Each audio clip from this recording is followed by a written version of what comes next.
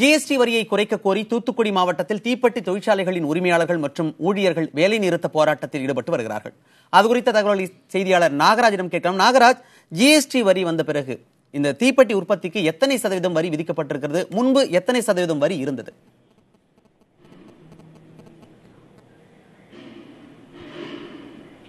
மணிமாறன், அதாவது கோவில்பட்டியை பொறுத்த வரைக்கும் தூத்துக்குடி மாவட்டத்தில் கோவில்பட்டி மிகப்பெரிய வருவாய் ஈட்டக்கூடிய நகராட்சி. கோவில்பட்டி மட்டுமில்லாது கோவில்பட்டி, கழுகுமலை, விளாத்திக்குளம், எட்டயபுரம் என அந்த 4 தாலுகாக்களிலுமே இந்த தீப்பெட்டி உற்பத்தி என்பது மிகப்பெரிய ஒரு பிரதான தொழிலாகவே பார்க்கப்படுகிறது. இங்கு ஒரு அழகான கட்டமைப்பு உண்டு. அதாவது பெங்களூர் போன்ற, சென்னை, பெங்களூர் போன்ற வளர்ந்த நகரங்களில் தொழிற்சாலை மூலமாக மிகப்பெரிய வேலைவாய்ப்பு கிடைக்கும்.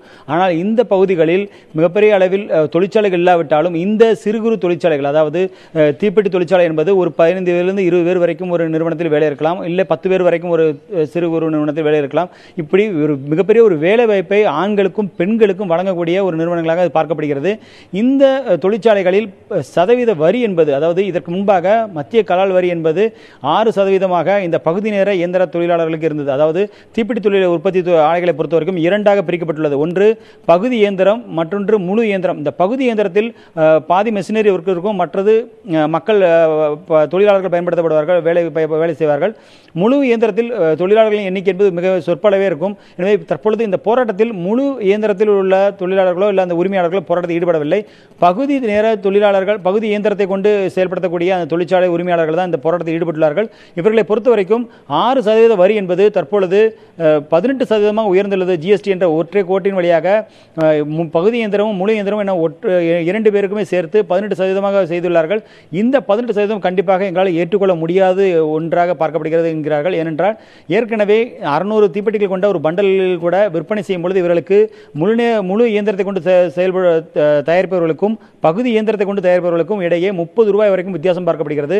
இந்த நிலையில் ஜிஎஸ்டி வரி வரும் பொழுது கண்டிப்பாக மிகப்பெரிய அளவில் எங்களுக்கு உற்பத்தி தேங்கும். அது மட்டுமல்லாது இந்த வரியை கட்ட முடியாத வரிச்சுமை ஏற்படும். இதனால் தொழிலாளர்களுக்கு வேலைவாய்ப்பை இழக்கக்கூடிய ஒரு சூழல் ஏற்படும் என்று தெரிவிக்கிறார்கள். இது குறித்து விவரமாக பேசுவதற்கு இங்கே இருந்த நம்மோடு சேதுரத்தம் என்பவர் இருக்கிறார். அவரிடம் கேட்கலாம். அந்த தீப்பெட்டி இருக்கக்கூடிய பகுதி நேர தீப்பெட்டி உற்பத்தி ஆலையின் உரிமையாளர் இருக்கிறார். சார், சொல்லுங்க, என்ன வித்தியாசம் இந்த ஜிஎஸ்டினால ஏற்பட்டிருக்கு உங்களுக்கு? கடந்த காலங்களில் மத்திய அரசு பகுதி இயந்திர தீப்பெட்டி தொழிற்சாலைகளுக்கு 6% கலால் வரியும், ஒளியந்திர தொழிற்சாலைகளுக்கு 12% வரி நிர்ணயம் செய்து நாங்கள் அதைப்படி செலுத்தி வந்த நிலையில் கடந்த 2 வருடங்களாக தீப்பெட்டி உற்பத்திக்கு தேவையான மூலப்பொருட்கள், பேப்பர், அட்டை, மெழுகு, குச்சி, குளோரட்டு போன்றவையில் கடுமையான விலையேற்றத்தின் காரணமாக இந்த தீப்பெட்டி தொழிலில் தீப்பெட்டி உற்பத்தி செய்யப்பட்ட தீப்பெட்டியை வெளிமாநிலங்களுக்குத்தான் நாங்கள் அனுப்பி கொண்டிருக்கின்றோம், வட மாநிலங்களுக்கு மற்றும் வெளிநாடுகளுக்கு. அதில் எங்களுக்கும் முழு இயந்திர தீப்பெட்டி உற்பத்தியாளர்களுக்கும் 600 தீப்பெட்டி கொண்ட பண்டலுக்கு ₹30 விலை குறைவாக இருக்கிறது. அதனால் அவர்களோடு போட்டி போட்டு எங்களால் விற்க முடியாத ஒரு சூழ்நிலை உள்ளது.